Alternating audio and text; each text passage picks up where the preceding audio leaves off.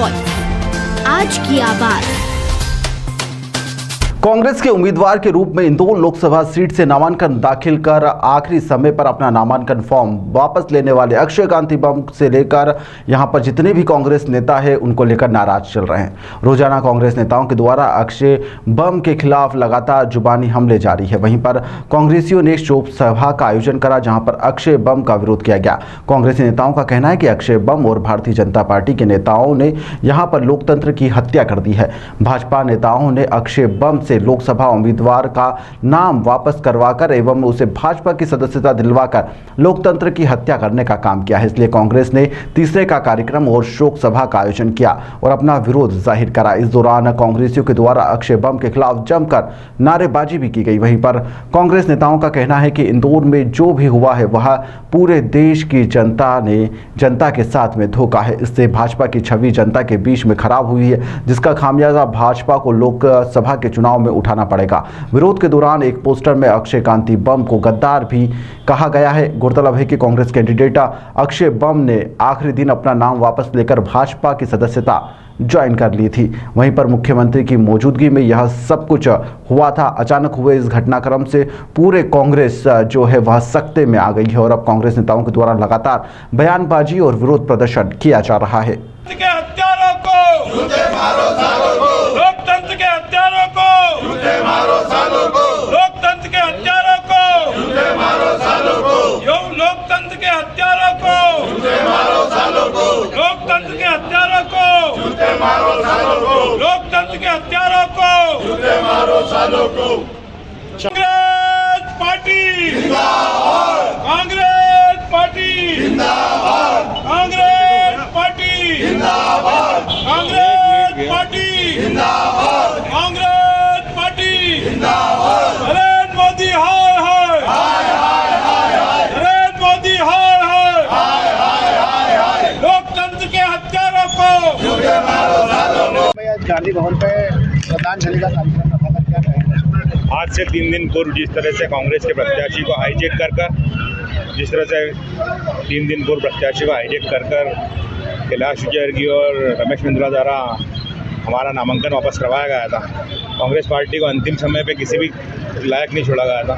इससे बड़ी शर्म की बात है कि जो देश आज़ादी के बाद हमें समानता का अधिकार और लोकतंत्र के अंदर ताकत दी गई थी, उस लोकतंत्र की हत्या करके उन्होंने ये साबित कर दिया कि वो इस देश में उनकी सत्ता इस बार आखिरी समय पर है। और मेरा ये कहना है कि अगर ऐसे बड़े लोगों को हमारी पार्टी भविष्य में टिकट देते रहेगी जो एरोप्लेन से आएंगे और आम कार्यकर्ता की हक अधिकार मार के जाएंगे। ऐसा ही तीसरा उदाहरण, चौथा उदाहरण है। एक रामकिशोर शुक्ला जी मऊ के हैं, दूसरा राजा मंधवानी जी हैं, तीसरा ये जो लोग साल 2 साल में आते हैं और अपने पैसे के बल पर टिकट लेके चले जाते हैं और ओरिजिनल कार्यकर्ताओं को हक मारते हैं। हमने जो वहाँ से 3 दिन पूर्व जो कृत्य हुआ था उसके लिए आज उठावना और श्रद्धांजलि सभा हमारे द्वारा रखी गई थी और भविष्य में ऐसी घटनाएं ना हो इसको ध्यान में रखने के लिए हमने और जनता से अपील करी है कि अधिक से अधिक नोटा का इस्तेमाल करें और भविष्य में ऐसी घटना ना हो। यतीन्द्र वर्मा, महामंत्री, शहर कांग्रेस कमेटी। आज जिस तरीके से भारतीय जनता पार्टी की सरकार, प्रशासन देश भर में लोकतंत्र की हत्या कर रही है, इंदौर में दबाव प्रभाव डालकर लोकतंत्र की हत्या की गई। अरे जब आप कह रहे थे कि हम जो है चुनाव जीत रहे हैं तो फिर नामांकन वापस लेने की क्या जरूरत थी? क्यों डरे हुए हो?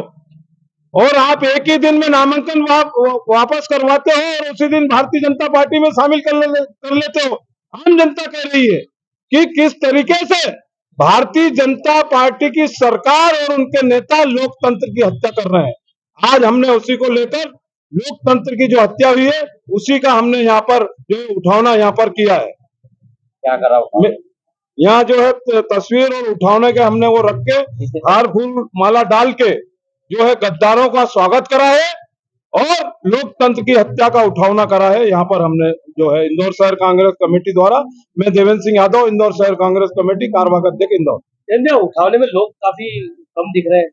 उठावने में कोई संख्या नहीं गिनी जाती। ये चलित उठावना है, नहीं, चलित उठावना है और ये पूरे शहर भर में चलेगा। ये देखिए, ये तो सब हमारे कांग्रेस परिवार के लोगों का अलग अलग तरह का आक्रोश है।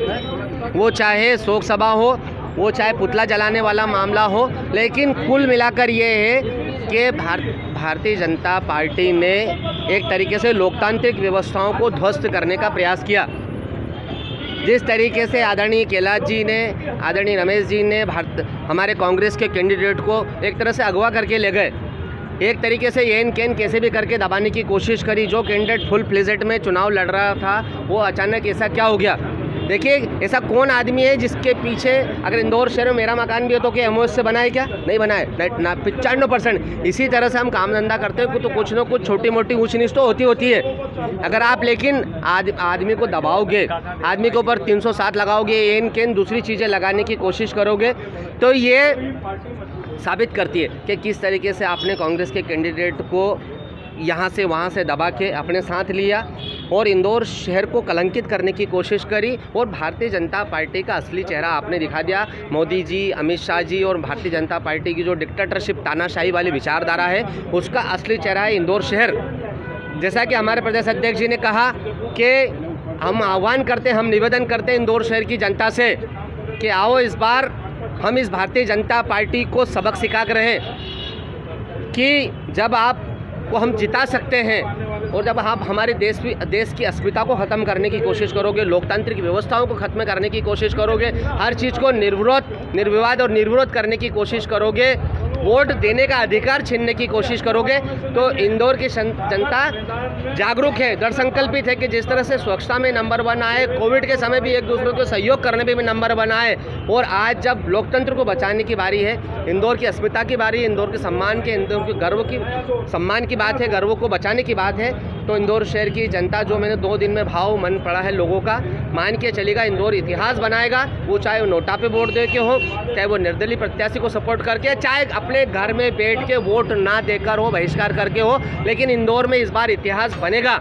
और इस भारतीय जनता पार्टी का असली चेहरा उजागर होगा।